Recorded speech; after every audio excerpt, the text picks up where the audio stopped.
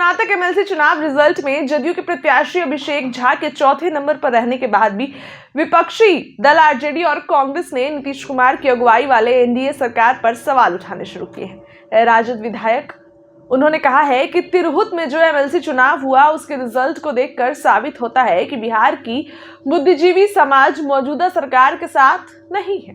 शिक्षा विभाग की ओर से जिस तरीके से छेड़छाड़ किया गया है, खासकर टीचरों को जो है टीचरों के सुधार के लिए जो नियमावली बनाया गया है या टीचर की जो बहाली हुई या ट्रांसफर हुआ जो नियमावली लाया गया है, इन सारी चीजों से टीचर संतुष्ट और खुश नहीं है बल्कि नाराज है, जिसका उदाहरण तिरहुत में दिखा। उन्होंने कहा कि पिछले 2 दिनों बीपीएससी अभ्यर्थियों के नॉर्मलाइजेशन के सवाल पर काफी विरोध हुआ। इससे साबित होता है कि बिहार के बुद्धिजीवी मौजूदा सरकार के साथ नहीं है, इसलिए केवल घर में बैठकर आगामी चुनाव को लेकर सीटें जीतने का टारगेट सेट कर किया जा रहा है, उसका कोई मतलब नहीं है। आरजेडी ने जदयू के 2025 में 225 सीट जीतने के लक्ष्य पर सवाल उठाए।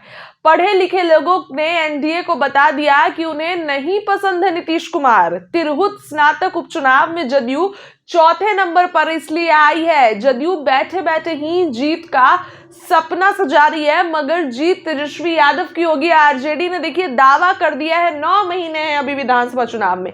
2025 में चुनाव से जाने से पहले तेजस्वी जनता के बीच जाकर उनका दुख और दर्द जान रहे हैं। नीतीश कुमार भले ही लक्ष्य बनाए, जीत तेजस्वी की होगी।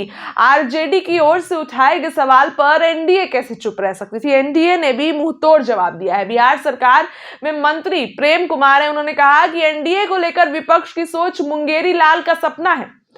तिरहुत स्नातक उपचुनाव में हार को लेकर विपक्ष 2025 के विधानसभा चुनाव में अपनी जीत का सपना ना सजाए। 2025 के बिहार चुनाव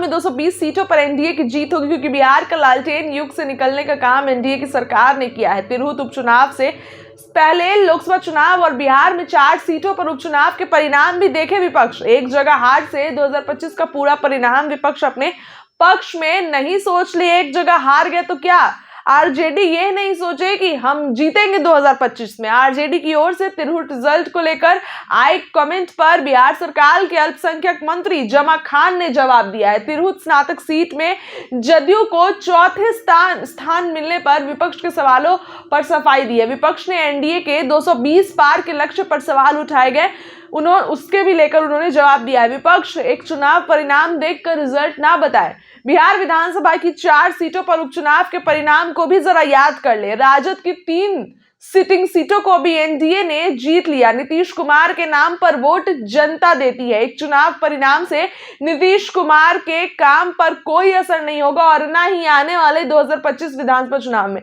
जनता नीतीश कुमार को बिहार की जो सरकार है, बिहार के मुखिया जनता नीतीश कुमार को ही चुनती है और आगे भी चुनेंगी। जमा खान ने साफ कर दिया। लेकिन एक बात, जिस तरीके से अभिषेक झा को तिरहुत में उतारा गया था और काफी उम्मीदें थी जदयू की जो यहाँ पर अभिषेक झा है वो जीत सकते हैं, लेकिन वो चौथे नंबर पर चले गए। तीसरे नंबर पर आरजेडी के प्रत्याशी रहे, दूसरे नंबर पर प्रशांत किशोर और पहले नंबर पर वंशीधर ब्रिजवासी जो है उन्होंने जीत हासिल कर ली। एक बड़ा सवाल यहाँ पर अभी भी खड़ा होता है कि क्या शिक्षक संघ नीतीश कुमार के साथ नहीं है? शिक्षक का जो ग्रुप है वो नीतीश कुमार से नाराज होता है। एक बड़ा सवाल खड़ा होता है, आखिर अभिषेक झा जदयू के काफी ज्यादा चर्चित जो है वो हैं, जदयू के मेंबर हैं और काफी ज्यादा प्रवक्ता वो चर्चित हैं, लोग जो है उनको काफी मानते हैं। इसके बाद भी अभिषेक झा की हार एक बड़ा सवाल खड़ा करता है। विधानसभा चुनाव से पहले उपचुनाव में एनडीए ने तो नैया पार कर ली, लेकिन तिरहुत स्नातक चुनाव में एनडीए की नैया अटक गई और नीतीश कुमार को एक बड़ा झटका लगा है। नीतीश कुमार इस झटके से उभरते हैं और आने वाले विधानसभा चुनाव की तैयारी करते हैं। महिला संवाद यात्रा पर जो है अब जाने वाले हैं, 2 दिन बाकी हैं। उस यात्रा से कितना फर्क विधानसभा चुनाव में पड़ता है, देखने वाली बात रहेगी। फिलहाल इस खबर के लिए इतना ही। आपको क्या लगता है कमेंट में बताइए। वीडियो को लाइक करिए, चैनल को सब्सक्राइब करिए। बहुत बहुत धन्यवाद।